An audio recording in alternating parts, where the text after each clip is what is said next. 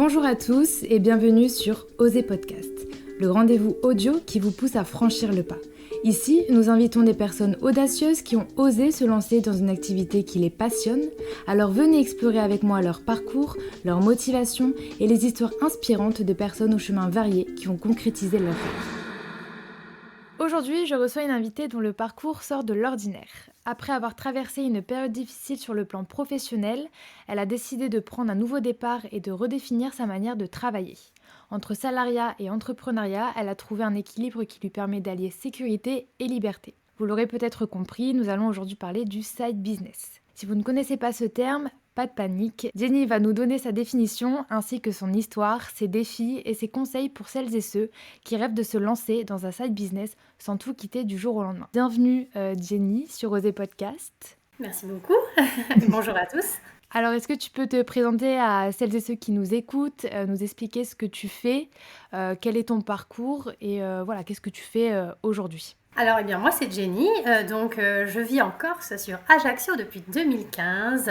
Voilà, je suis en side business, donc on va développer tout ça ensemble. Oui. Mais c'est-à-dire que je suis salariée le matin, je travaille chez des notaires en tant que responsable qualité. Et l'après-midi, je suis à mon compte micro-entrepreneur.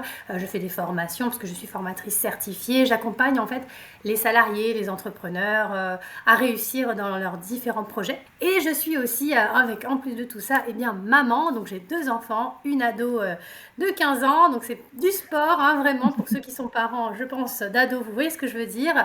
Et un petit bout qui a eu 8 ans il y a quelques jours. Donc voilà... Bien occupée aussi en perso.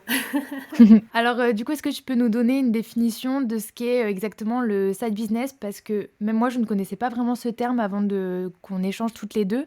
Donc je pense qu'il y a plein de personnes qui ne connaissent pas vraiment la définition. Donc est-ce que tu peux nous en donner une ? Oui, tout à fait. Alors, en fait, très simplement, un side business, tu as une activité salariée en CDI ou en CDD, mais tu as une activité salariée et à côté de ça, tu as un autre emploi, que ce soit fixe ou non, régulier ou non, mais en fait, c'est le cumul d'activités. Voilà, en général, ça va être salarié et freelance, salarié, micro-entrepreneur, etc. Ça peut toucher différents domaines. Et le side business, ça te permet de vivre de ta passion ou de faire un petit peu plus de cash à la fin du mois sans quitter ton job parce que tout le monde ne peut pas le faire. Il y a quand même une sécurité d'emploi quand on a un CDI. La cotisation chômage, l'assurance maladie, etc. Et des fois, on a quand même aussi envie de vivre une passion ou de faire un peu plus de cash à la fin du mois. Donc, on prend un job annexe. Voilà, tout simplement. Ok, écoute, c'est très clair. Et toi, comment t'as connu ce side business, ce terme-là en tout cas ? Alors, moi, ça s'est un petit peu imposé à moi parce que si tu veux, quand je suis arrivée en Corse en 2015, donc j'ai trouvé du travail chez les notaires, je suis entrée directement chez eux et je suis toujours chez eux d'ailleurs, tu vois, donc c'est vraiment un emploi que j'adore. Mais en 2022, j'ai subi une grosse pression, notamment avec certains collègues toxiques et j'ai fait un burn-out. J'ai pas du tout pu revenir à l'étude, ça a été vraiment très compliqué psychologiquement et j'ai dû m'arrêter. Je me suis arrêtée 3 mois. Alors tu vois, le premier mois, ça a été vraiment des pleurs presque tous les jours, une grosse remise en question, vraiment très difficile, mais il me fallait ça. Il fallait accuser le coup. Et après, j'ai eu envie de reprendre le dessus sur ces difficultés.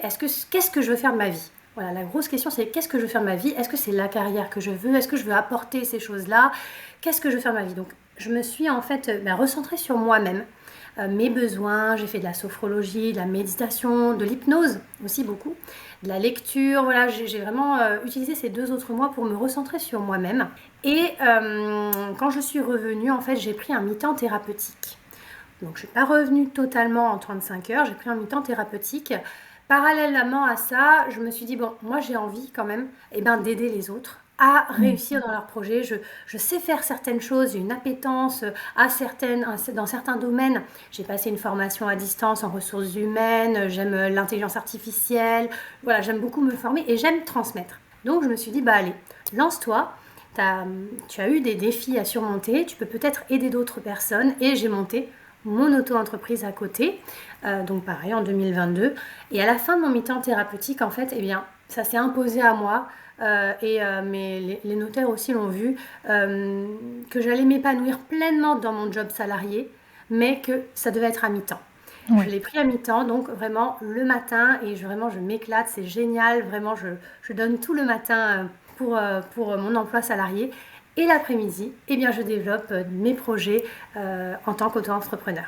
Comment a réagi ou en tout cas, enfin, quand tu racontes ça, on a l'impression que ton emploi, le matin, n'était pas fermé à ce que voilà, tu exerces une activité à côté de ça. Est-ce que tu penses que tu as eu de la chance, que voilà, tu es tombée sur une entreprise qui n'est pas fermée à ça? Parce que je pense qu'il y a des entreprises qui seraient plutôt fermées à ça, mais comment on peut faire face justement? Alors bah justement, ça c'est une grande question que les gens se posent et ça vient Ouais. aussi, voilà, les questions, est-ce que j'en parle à mon employeur ou pas? Bon, Mmh. déjà, il faut savoir que, sauf à ce que dans ton contrat de travail, il y ait une clause de confidentialité, etc., auquel cas tu Ouais. ne peux pas te mettre à ton compte pour faire de la concurrence, bien sûr, mais sinon tu n'es pas obligé d'en informer ton employeur. Bon, il s'avère que en fait, ce qu'il faut réussir à faire comprendre aux employeurs, et c'est ce que j'essaye de faire comprendre un maximum de gens, et ça bouge, hein, ça commence à arriver, Ouais. c'est-à-dire que c'est un levier QVCT, qualité de vie, conditions de travail, énorme. Pourquoi? Parce que un salarié qui va être en présentéisme, donc quand je dis présentéisme, c'est-à-dire voilà, tu fais tes 35 heures ou 40 heures par semaine, mais il y a des fois, voilà, tu es là, mais tu es 15 minutes en pause par-ci, tu es sur ton téléphone, là, tu es là sans vraiment être là. Il y a quand même des heures comme ça qui se comptabilisent. Mmh. Tu vas avoir des risques de burn-out, des personnes qui perdent de sens pardon, dans leur travail aussi, donc du bore-out, enfin, il y a plusieurs choses. Mais bon, tout ce qui va être lié un peu au burn-out, des arrêts maladie, mais en veux-tu, en voilà, vraiment des turnovers de fou, des démissions, des dépressions, une image employeur, marque employeur dégradée. Si tu permets à tes collaborateurs, donc en tant que chef d'entreprise, ce que mes patrons ont très bien compris, la possibilité de faire du side business, mais d'aménager leur contrat de travail. Donc ça peut être, moi tu vois, j'ai choisi d'aller le matin et donc l'après-midi d'être libre, mais ça pourrait être par exemple 4 jours par semaine et le 5e serait off. On Mmh. peut vraiment tout adapter. Eh bien, déjà, la personne, elle s'éclatera dans son job. Elle va avoir ce côté reconnaissance aussi pour l'employeur. Ben voilà, il me laisse faire ça, il croit en moi. Et en fait, vraiment, ça te donne un boost sur ton emploi salarié. Beaucoup d'entreprises peuvent se dire aussi, ah mais c'est un tremplin, elle va faire ça, et puis après, si ça va marcher, hop, elle va partir. Il ne faut pas prendre les choses comme ça, et surtout, il faut amener les choses à son employeur différemment. Quand ils ont compris que ça va être tout bénef pour eux, c'est-à-dire, eh bien, continuer de gagner de l'argent, puisque le Mmh. nerf de la guerre, quand tu as une entreprise, c'est Tout augmenter à ton fait. chiffre d'affaires et tes Ouais. bénéfices. Bon, ils vont donc te payer moins, puisque toi, tu vas prendre un temps partiel. Donc forcément, tu auras moins de rémunération. Censé retrouver dans ton side business avec ton freelancing, donc tu es censé t'y retrouver dedans. Bon, tu vas être beaucoup plus opérationnel en poste, voire même réaliser exactement toutes les missions que tu faisais, ou alors vraiment lighter, mais c'est tout bénéf pour eux. Et quand ils ont compris ça, le side business se fait tout seul, vraiment. C'est vrai qu'en plus, je vois pas mal de personnes, je sais pas, j'étais tombée sur des TikTok de personnes, en disant, quand j'ai fini une mission à midi et que je fais semblant de travailler le reste de l'après-midi, c'est vrai que ça peut être vraiment un élément déclencheur de personnes qui pourraient se lancer, en side business. C'est juste, son bien-être au travail et sa qualité de vie au travail, c'est ce dont tu parles. Exactement. Et si on arrive à faire comprendre ça à l'employeur que Ouais. je vais être beaucoup plus productif, je serai à mon poste, il y aura moins d'arrêts maladie, il n'y aura pas de turnover, parce qu'un recrutement, ça coûte très cher. Ouais. Donc l'employeur, il n'a pas intérêt à recruter quelqu'un d'autre, il a intérêt à fidéliser ses talents. Et Mmh. ça devient aussi un levier vraiment pour attirer et fidéliser les talents. Ça, c'est quelque chose en ressources humaines, vraiment, c'est un enjeu hein, pour recruter aujourd'hui. Ben ça, voilà, un employeur peut dire, en plus, je laisse la porte d'accès au side business, quoi. Et donc toi, ton activité, que tu exerces en side business, c'est d'accompagner ces personnes-là qui veulent se lancer aussi en side business. Est-ce que tu accompagnes seulement, des personnes qui veulent se lancer ou là, aussi, je sais pas comment expliquer, mais tu formes, en tout cas, tu ouvres les esprits d'employeurs qui se Alors, posent la question? oui, tout à fait. En fait, si tu veux, moi, le side business, donc là, on a dit que c'était, bah, tu as un emploi et une activité annexe. C'est Ouais. pas ça, hein, c'est tu as un emploi et plein de petites choses annexes que tu Ouais. peux faire à côté. Et moi, c'est mon cas. Donc, j'ai des clients, je fais de l'assistanat virtuel, tu vois, donc j'ai vraiment des clients réguliers du community management pour qui je gère les pages Instagram, je crée des sites internet, etc. OK. Je fais des formations Donc je crée des produits de formation, j'anime des séances de formation à la CCI par exemple, où j'ai des élèves en bachelor et je leur parle de la qualité de vie au travail. Tu vois, c'est encore autre chose. Et j'ai créé la Side Biz Academy que je lance là justement en ce moment. D'ailleurs, on fait des bêta-tests, donc si vous êtes intéressés, n'hésitez pas. La Side Biz Academy, ça va permettre aux personnes qui auraient envie de se lancer mais qui ne savent pas comment faire, comment se mettre en règle avec la législation, comment créer une micro-entreprise, quelle idée, qu'est-ce que je peux faire en side business, comment je pourrais gagner un petit peu plus de cash. Voilà, en fait j'ai regroupé toutes les idées possibles, toutes les difficultés que moi j'ai rencontrées, perso, comment je les ai gérées. Tu peux par exemple créer une offre irrésistible. Comment est-ce que tu fais pour te faire connaître? Tu l'as, elle est super, mais comment tu fais? Marketing, réseaux sociaux, publicité, Ouais. Moi, j'ai tout condensé en fait à l'intérieur. Et je participe de plus en plus à des job dating, à des réunions business pour faire changer les mentalités des employeurs. Donc aussi, tu vois, faire connaître le side business, essayer de voir avec les entreprises pour vraiment qu'ils les mettent même en place, qu'il y ait des programmes qui se fassent. Mais voilà, c'est petit à petit, l'oiseau fait son nid. Mais c'est ce Ouais. que je suis effectivement en train de développer.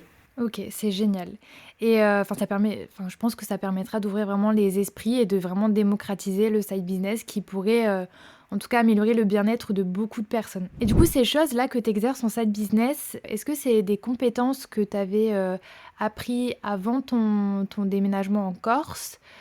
Comment tu les as développées tout ça? Comment tu as su que ça allait être quelque chose qui te plaisait? En fait, il y a pas de méthode. J'ai envie de te dire, c'est l'école de la vie.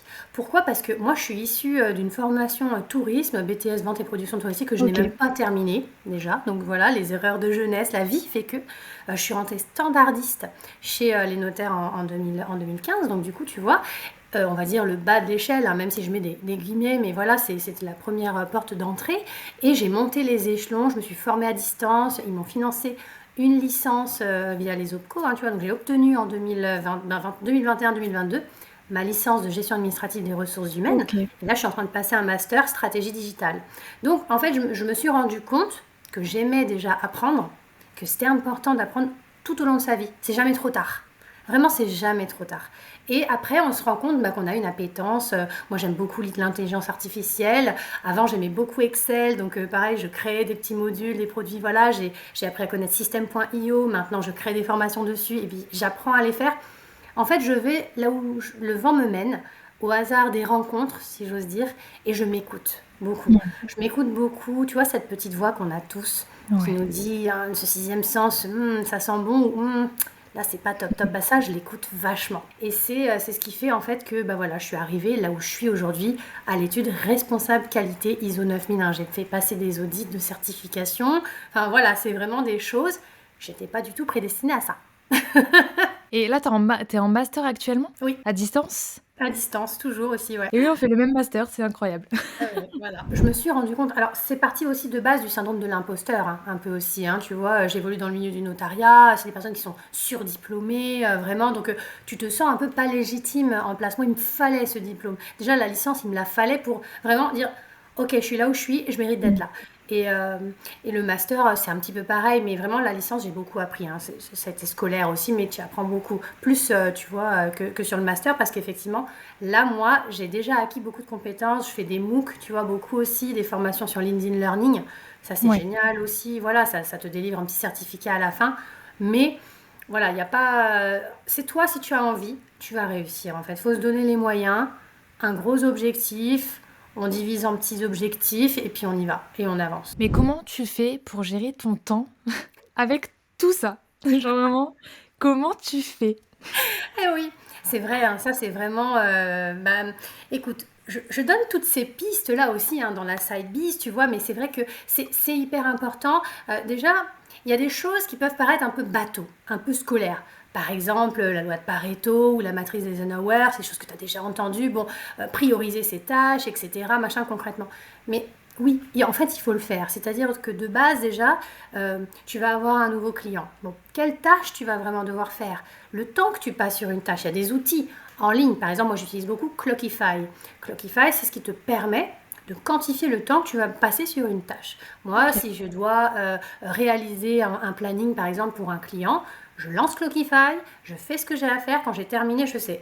Et en fait, à force de faire ça sur toutes tes tâches, tu arrives à te rendre compte que, bon, déjà, tu fais à peu près tant de temps, tu arrives déjà à gérer ça. Après, je suis très visuelle aussi. Donc moi, tu sais, nos anciens agendas de lycéens, de collégiens, Oui. avec toutes ces couleurs et tout machin, ben moi, mon Google Agenda, c'est pareil. C'est-à-dire que je me mets des blocs de temps. Des blocs de temps, vraiment. C'est bloqué, c'est pour ça.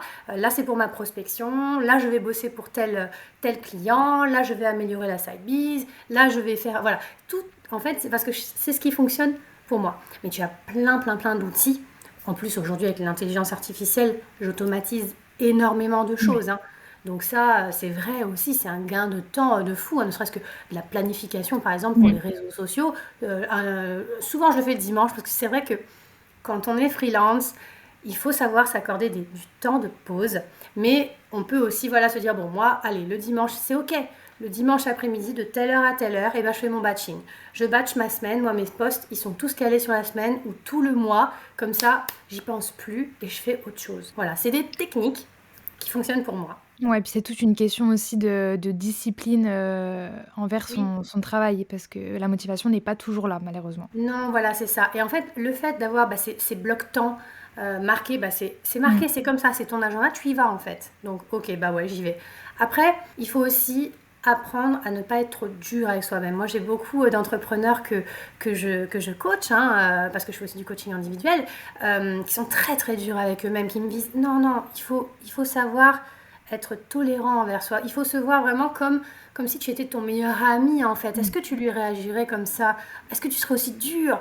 Non. Et puis fêter chaque petite victoire. J'ai une de mes entrepreneurs là qui me disait oh là là, oh, je suis bon, j'ai réussi à faire ça, mais bon demain il faut que je fasse ça. Je fais, attends, attends, attends, attends.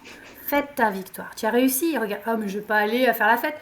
Tu prends un bain, tu regardes Netflix, tu mets les bulles, tu te prends 1 heure, elle est pour toi, voilà, tu as réussi. Ton cerveau, en fait, il l'entend, tu vois, il comprend le bien-être. C'est ça, c'est bon, c'est bien, et ça va t'aider, ça booste forcément. Toujours visualiser le positif, c'est hyper important. C'est une façon de prendre soin aussi de sa santé mentale parce que, même toi, qui enchaînes le matin avec ton CDI, et l'après-midi avec ton side business, pardon, j'avais perdu le mot et même tu me dis que tu travailles parfois le week-end. Est-ce que tu as d'autres, tips comme ça pour, prendre soin vraiment de sa santé mentale, ne pas se sentir, submergé, par, toutes les tâches qu'on a à faire, même si tu l'as un peu dit, c'est de l'organisation, de la discipline, se féliciter. Mais est-ce que tu as d'autres conseils? Oui, alors, moi, enfin, après, je donne les conseils, je donne toujours des conseils qui ont fonctionné chez moi. C'est Oui, bien normal, sûr. hein? Voilà, comme ça, moi, j'ai testé, je peux te dire, ça marche. Ça fonctionne pas chez tout le monde, il faut vraiment trouver Son ce qui va truc. marcher, mais on a des choses, on a tous des choses qui peuvent nous alléger vraiment cette charge mentale. Vraiment. Euh, J'essaye autant que possible de faire entre 15 et 20 minutes de méditation par jour. Pour moi, la méditation, ça fonctionne vraiment bien. Quand j'étais en période de burn-out, et ce qui m'a aidé à relever en fait vraiment la tête et remonter, ça a été de faire le Miracle Morning. Alors le Miracle Morning, c'était un livre à la base et maintenant c'est une institution, il y a des communautés Facebook sur ça. En Ouais. fait, on dit toujours j'ai pas le temps, j'ai pas le temps, j'ai pas le temps. Attends, réveille-toi 1 heure plus tôt le matin. D'accord? 1 heure plus tôt le matin. Bon. Donc au lieu de te lever à 7, tu te lèves à 6. Eh bien cette heure-ci, tu vas l'utiliser rien que pour toi. Tu vas la diviser en quart d'heure. C'est ce que je faisais, hein, vraiment. C'est-à-dire que je faisais un quart d'heure, je me réveillais, méditation. Un quart d'heure. Méditation, j'aime bien, tu vois, j'écoute et tout ma méditation. Ensuite, je faisais un quart d'heure de sport, mais alors pas du sport intense, hein, juste quelques étirements, un peu de yoga, etc. 15 minutes de lecture, un livre, voilà, ça te fait un chapitre. Et 15 minutes pour le petit déjeuner, parce que c'est important d'être vraiment bien aussi dans son corps et de nourrir son corps. Et mon heure était passée, mais je te jure, c'était incroyable la vitalité que j'ai repris grâce à ce Miracle Morning. Vraiment. Et la journée était ensoleillée. Mmh. Réellement, tu fais ça, voilà, je ne dis pas de le faire pour toujours. Il y en a hein, qui réussissent. D'ailleurs, je crois que il le dit d'ailleurs dans le livre, les grands businessmen et tout, aux États-Unis, tout ça, enfin, c'est vraiment inculqué, c'est dedans. Tous les jours, c'est comme ça pour eux. Moi, j'aimerais là d'ailleurs bientôt m'y remettre, tu vois. Mais je Oui. l'avais vraiment tenu sur un mois, ça m'avait relevé. Et voilà, il y a plein de techniques qui existent. Quand tu t'es lancée du coup au début de ton side business, donc en 2022, c'était quoi les premières étapes que tu as mis en place? Alors, déjà, il a fallu que je me dise, bon, qu'est-ce que j'ai envie de faire? Parce que un side business, là, c'est vrai que moi, je parle d'accompagnement, de formation, etc. Mais ça peut aussi être... moi, je connais des personnes, elles sont passionnées de bijoux, créatrices de bijoux. Eh bien, elles créent ses propres bijoux, donc l'artisanat, du manuel, ça peut être faire des bougies, ça peut... Voilà, c'est pas que du digital, hein. C'est pas que Oui. du digital. Moi, donc, déjà, je me suis dit, qu'est-ce que j'ai envie de faire? Qu'est-ce que je connais? Qu'est-ce qui va vraiment... Parce que pour moi, le side business, ça devait être quelque chose qui avait un sens. Ça ne pouvait pas être une contrainte. C'est-à-dire, je ne vais pas aller chercher du cash dans un autre job, mais que je ne vais pas aimer. Non, non, non. Là, moi, il fallait que ce soit quelque chose que j'aime, qui a un sens pour moi. C'était les office managers. Pourquoi? Parce que je l'étais, en fait. On dit office manager, assistante de direction, etc. Donc, je rencontrais beaucoup de personnes dans ce milieu-là, et je me suis dit, elles ont des douleurs. Cette cible, elle a une douleur, la gestion du temps, les outils, les nouvelles technologies, se former, comment, là, là. Moi, je sais répondre à ces douleurs-là. Je peux être une solution. Et du coup, c'est comme ça. Donc là, j'ai créé mon persona. Mon persona à l'époque, au début, hein, c'était les office managers et les assistantes virtuelles. Voilà. Je sais à qui je parle, ma cible. Je le crée des offres en rapport avec ma cible et par rapport au marché. Donc après, c'est toute une stratégie pour construire ces offres, construire ses prix, ses produits, comment je me fais connaître, ma visibilité sur les réseaux, etc. Et j'avance. Et moi, je fais beaucoup comme ça. Je crée, je teste, j'ajuste. Et si ça marche pas, on recommence. Et si vraiment ça marche pas, on arrête et on fait autre chose. Moi, j'ai créé plein de petits produits comme ça. Le dernier en date, c'était Tabox Admin qui avait vraiment bien marché, mais pas assez rémunérateur pour moi, trop chronophage au niveau du temps.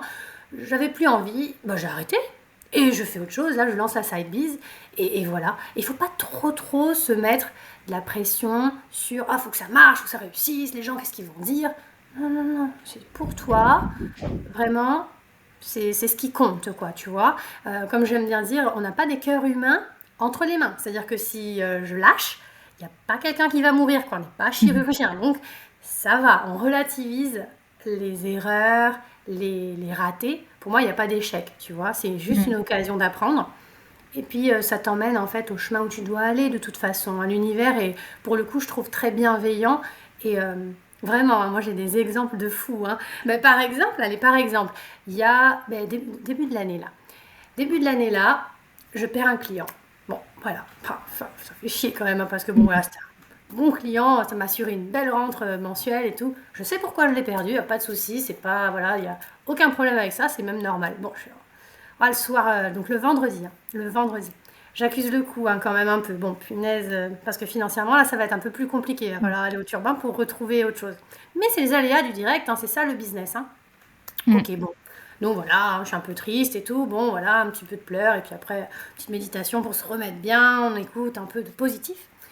Le lendemain, je vous jure, c'est vrai. Je reçois un message, donc c'était sur Instagram, je crois, et d'un client, maintenant client, d'une personne qui me dit, voilà, moi j'ai besoin de ça, j'ai entendu parler de toi sur des trucs, nanana. On se fait un call. Le lendemain, je signe un client mensuel beaucoup plus important que j'aurais pas pu signer si j'avais gardé l'autre client. En fait, tu as transformé un peu ton mindset de: «Ah, je suis triste, je pleure un coup, mais c'est bon, ça va aller. Je reprends, voilà» et en fait, Parce le que c'est positif important, c'est important de pleurer la chose. C'est ouais, important d'accuser le coup. Faut pas passer off en mode autruche, ça n'est pas arrivé. Si ouais. c'est arrivé, tu es déçu, tu as le droit d'être déçu. Accuse le coup, pleure. Si ça doit durer un jour, 2 jours, une semaine, mais il faut te dire que ça va. Après, tu vas relever. Tu vas relever et il va t'arriver des choses positives. Et moi, je demande beaucoup de choses à l'univers. C'est vraiment comme une carte. C'est un livre, ça d'ailleurs, ça s'appelle Le Secret. Il faut le lire, c'est génial. Ouais, j'ai Et déjà en gros, entendu. voilà, je visualise le positif et je me dis, je réussis tout ce que j'entreprends. Je réussis tout ce que j'entreprends. Ouais, là, tu nous parles, en fait, d'attirer le positif Oui, en pensant positivement, de manifester. oui. C'est vrai que on entend beaucoup parler en ce moment de la manifestation et c'est vrai que c'est quelque chose d'assez puissant. Très, très puissant. Et voilà, quand on commence à s'y intéresser un petit peu, Ouais. après, on ouvre les yeux. Et quand on se rend compte que l'univers envoie ce que tu demandes, il ne connaît pas le négatif. Vraiment, ça marche. C'est genre, il y a des choses, c'est sur les places de parking. Oh là là, jamais j'en trouverai. Ah ben, tu ne trouveras pas. Mais je peux Bah te oui. dire que moi, j'ai fait le test. Et à Ajaccio, c'est pas facile. J'ai dit, allez, aujourd'hui, je vais me garer facilement, je me suis garée facilement. Trop Et bien. c'est impressionnant, c'est Ouais. impressionnant. Mais Mais il du faut, il faut voilà, se renseigner un peu plus, regarder le documentaire. Je sais pas s'il est encore sur Netflix. C'est Le Secret, ça s'appelle. Et sinon, c'est un livre, voilà. Et c'est impressionnant. Mais du coup, tu manifestes uniquement par la pensée ou tu as d'autres façons de manifester des choses positives comme ça? Ben, en fait, comme je le pense, donc déjà voilà, mais c'est vrai que c'est souvent, ben, tu vois, quand tu te prépares en mode make-up, salle de bain, la douche et toi, c'est vraiment des affirmations positives que je vais vraiment dire, penser. Quand je fais ma méditation, je peux me faire une 10 minutes de méditation, affirmation positive. Et vraiment, mais cette phrase, je réussis tout ce que j'entreprends. Je me regarde des fois dans le miroir et je me dis ça, je réussis tout ce que j'entreprends, je réussis tout ce que j'entreprends. Et vraiment, en fait, tu l'intègres en toi, ton cerveau le croit. Parce que le cerveau croit tout ce qu'on lui dit. Donc il croit même des, entre guillemets, mensonges. D'accord. Mm. Même si c'est pas, tu es dans une phase, mais bad. Donc c'est pas vrai. Tu vois, tu as raté. Là. Je veux dire, par exemple, j'avais perdu mon client. Hein. J'ai raté, c'était pas vrai. Mais le fait de le dire, le cerveau l'entend comme étant une vérité. Mais c'est valable aussi pour l'inverse. Hein. C'est-à-dire que les gens qui sont très Ouais. durs sur eux, ils commencent à le croire et après voilà, et on arrive dans le cercle douloureux. Voilà. Pour réussir, il faut faire semblant que ce soit déjà réussi ou Ouais. penser en tout cas vers la Le réussite. voir, le voir comme si c'était Ouais. déjà acquis. Le Mm. sentir. Des fois même tu peux vraiment quand tu vas être en phase puissante de méditation dessus, c'est vraiment comme si tu ressentais quoi. Par Ouais. exemple, je sais pas, tu as signé un client à 10 000 euros, tu ressens, ouais, c'est ça, c'est acquis, je le ressens. Bah oui, ouais, c'est pas forcément vrai, mais toi tu le ressens comme tel, Ouais. tu as l'énergie de tel et il va arriver en fait. J'aimerais juste revenir sur un point que tu avais parlé tout à l'heure, c'est le développement de ta stratégie. Comment tu l'as construite? Est-ce que tu t'es inspiré? Est-ce que c'est vraiment venu de toi-même? Est-ce que tu t'es aidé de l'intelligence artificielle? Parce que c'est vrai qu'on peut vraiment beaucoup s'aider de ça aujourd'hui. Comment tu as fait pour vraiment la développer de A à Z? Alors, justement, donc moi déjà je me suis inspirée parce que on ne n'est pas sachant. Donc je m'inspire de tout, je lis beaucoup, j'ai écouté beaucoup de podcasts. Voilà, donc vraiment d'entrepreneurs qui ont réussi. En fait, il faut essayer, donc soit de s'entourer réellement de gens qui réussissent, soit eh bien, de faire des lectures, de lire, de regarder, pardon, d'écouter des podcasts, tout ça, de gens qui ont réussi. D'accord. Il faut essayer de se dire, je m'entoure de réussite. Donc que ce soit réel, en allant à des apéros business, en rencontrant des chefs d'entreprise, tout ça qui réussissent, ou virtuel, voilà, peu importe. Mais déjà s'entourer. Écouter ce qu'ils disent, parce que ils ont réussi quelque part, c'est que ça fonctionne, quoi. C'est que ça fonctionne, ils ont eu des galères, et voilà.